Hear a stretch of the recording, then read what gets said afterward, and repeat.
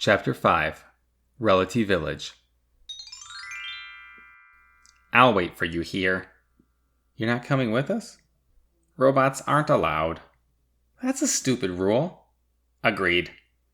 Well, we don't have to. I'll be fine. Go check it out for yourselves. Excuse me? Do you know where I can find an ethical compass? Don't waste your time. There's no such thing as ethics. Then how do I figure out what the right thing to do is? There is no objective right thing to do. Then what do I do?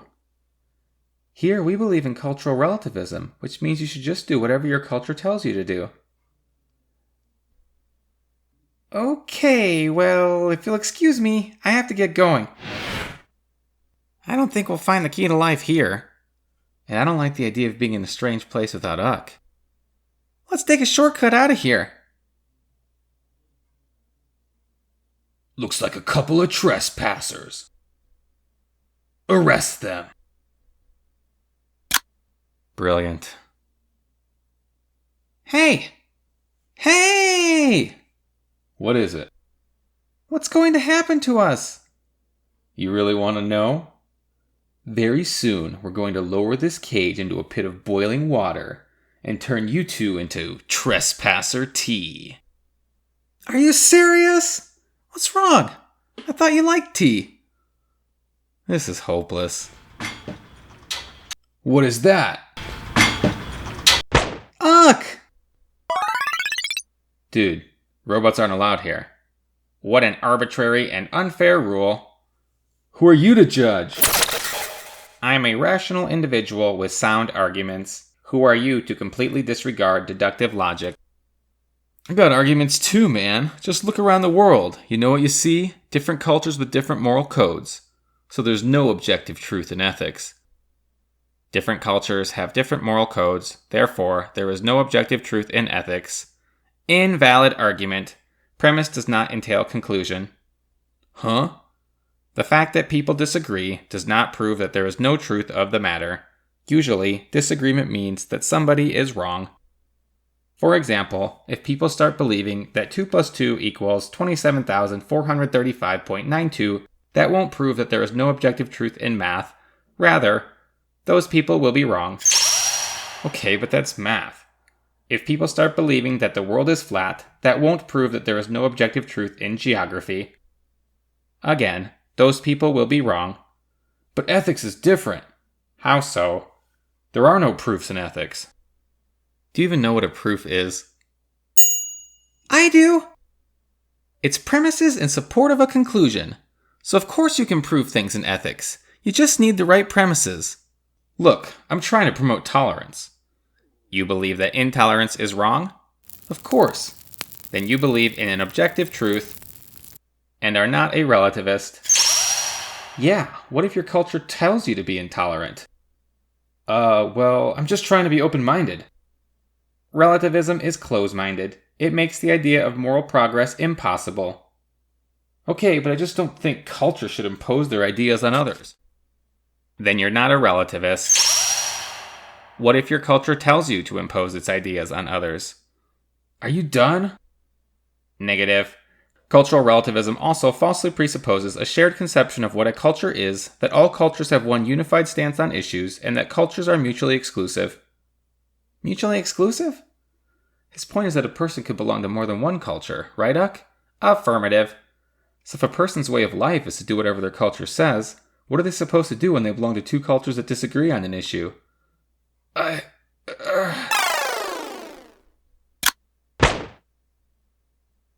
Hey, there it is! The illegal robot! Get them! Run. I think we lost them. How did you find us? We place tracking devices on everyone who enters our village. Haven't you ever heard of the right to privacy? Haven't you ever heard of security? Haven't you ever heard of love? Well, I bought us a couple of seconds, but I have no idea how to get out of this. Any ideas? It's hopeless. Perhaps not.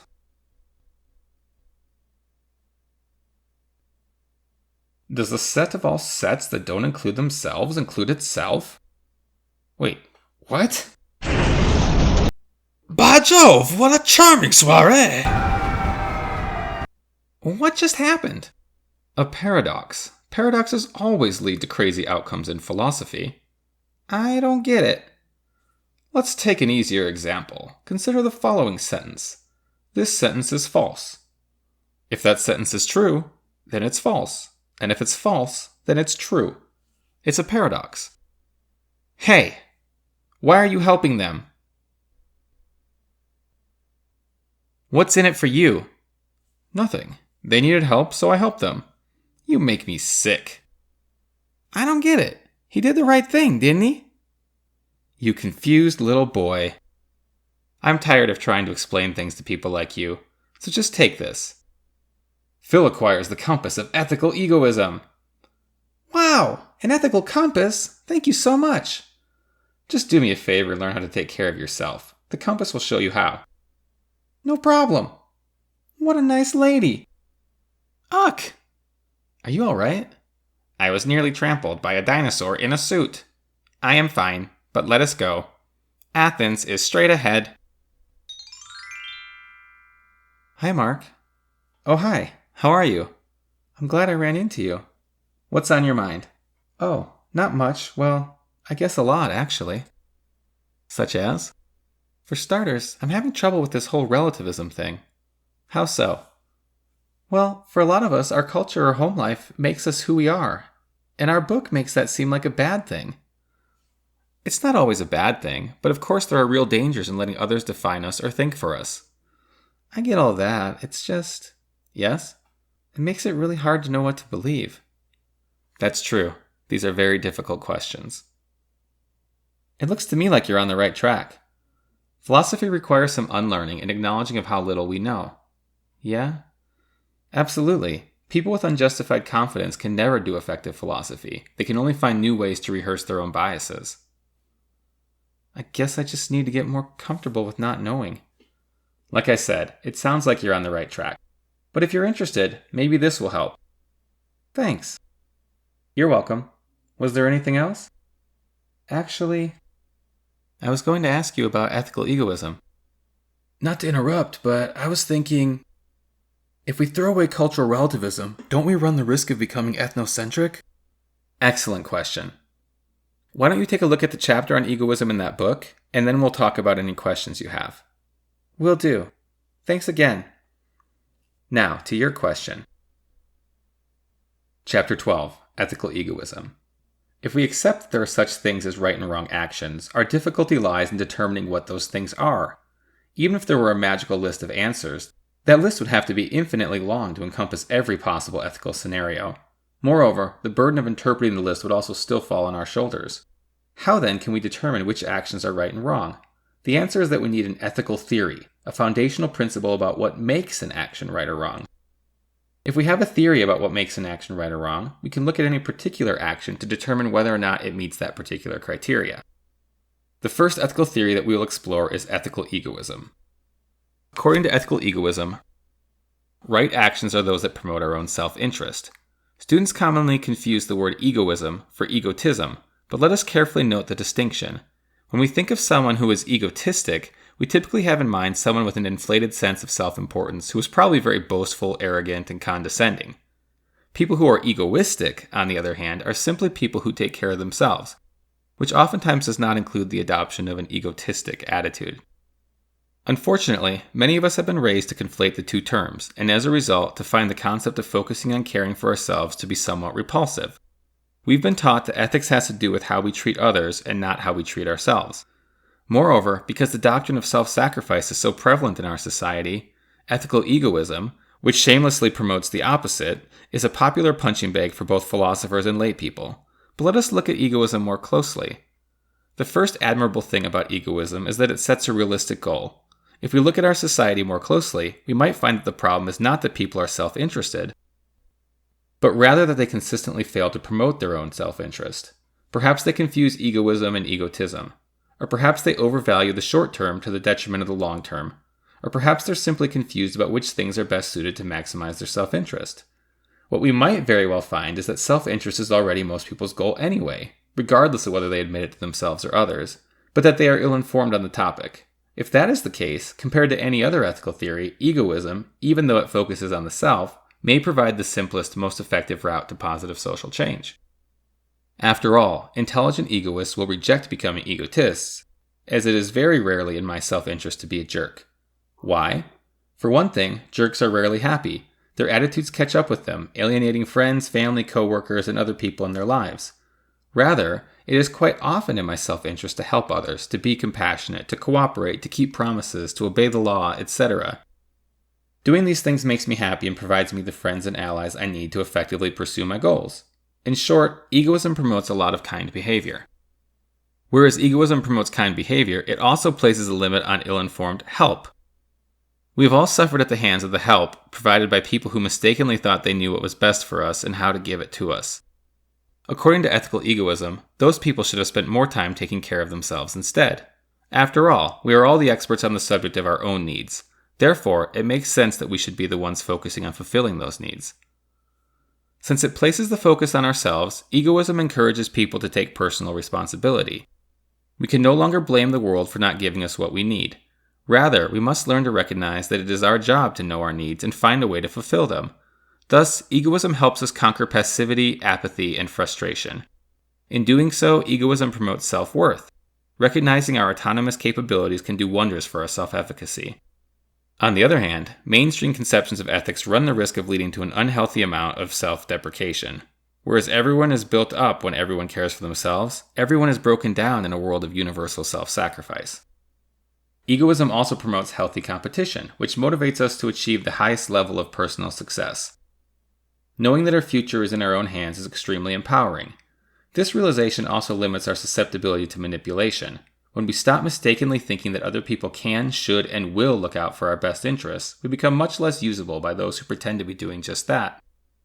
Additionally, although it may seem counterintuitive, egoism can promote healthy relationships. While it may seem cynical to view relationships as mutually beneficial arrangements, it's extremely unhealthy for people to stay in relationships with others who cannot reciprocate in meaningful ways. Egoism ensures that we do not lose sight of ourselves in the process of pairing up with others. Regardless of whether we consider egoism to be the perfect ethical theory, we might all want to acknowledge that there is more room for self-interested behavior in the ethical sphere than we may have previously thought. Indeed, even anti-egoists are usually quick to point out that we cannot take care of others until we first take care of ourselves. But taking care of ourselves is no small matter, and egoists may be right in describing it as a lifelong process. Finally, we should praise egoism for its honesty. Egoism openly values the pursuit of self-interest rather than conveniently reinterpreting self-interested actions as altruistic ones. After all, how often have we witnessed selfless actions that were really the pursuit of self-interest in disguise? Similarly, if we think back on the times that we've been accused of being selfish and encouraged to be more selfless, how many of those requests were made by individuals for their own egoistic reasons? I take it you've studied some anthropology? I'm an anthropology major. Excellent. Philosophers have a lot to learn from experts in all other disciplines, anthropology included.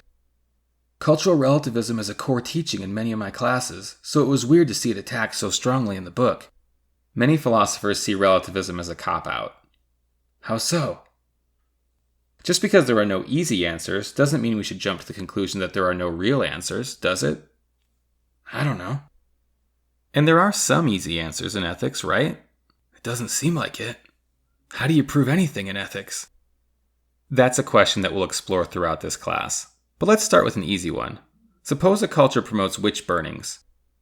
Like Papua New Guinea? Exactly.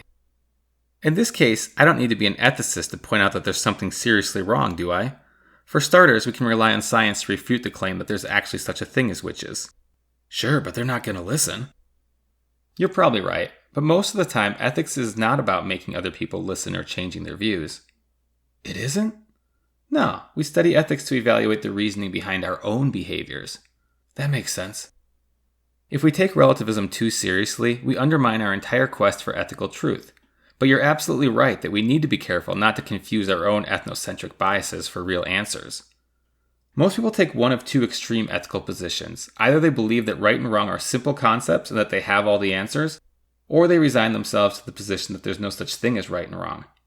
The truth may lie somewhere between those two extremes. I like that. Thanks for the chat. See you in class. See ya. Hey, Reinstein. Oh hey, what's up? What happens when Pinocchio says my nose will grow now? Ah, I see you've been getting into paradoxes. Oh yeah, I'm starting to see them everywhere, especially in movies. Are you familiar with M.C. Escher's visual paradoxes? Yeah, the stair guy. Those show up in Nightmare on Elm Street 4. Did you ever see that? Don't think so.